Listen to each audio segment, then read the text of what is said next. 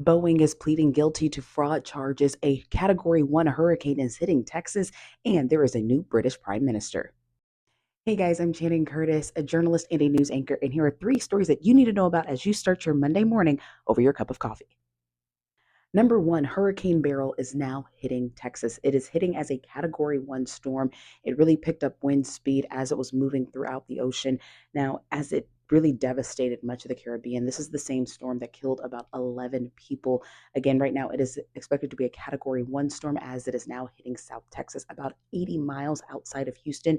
Texas officials, though, are concerned that people there aren't taking the storm as seriously as they would like them to, and that not enough people evacuated.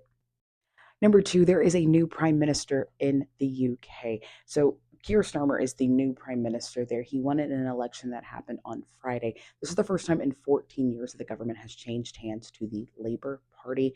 This comes at a very tumultuous time for politics there, of course, in the UK.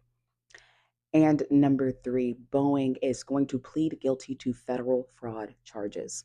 Now, this fraud charge stems from those two 737 MAX crashes that killed more than 300 people a few years ago. So, according to the Associated Press, federal prosecutors gave Boeing the chance of either pleading guilty and paying a fine or having this whole thing play out in a criminal trial. Now, as part of this plea deal that still has to be accepted by a judge at this time, Boeing would have to pay a fine of $243.6 million. That's the same fine or the amount of the same fine that they had to pay back in 2021.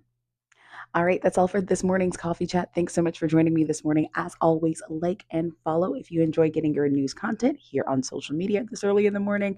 And all of my source material is listed in the comment section. And as always, join in on the coffee chat. If you have any questions or comments, leave them below as well.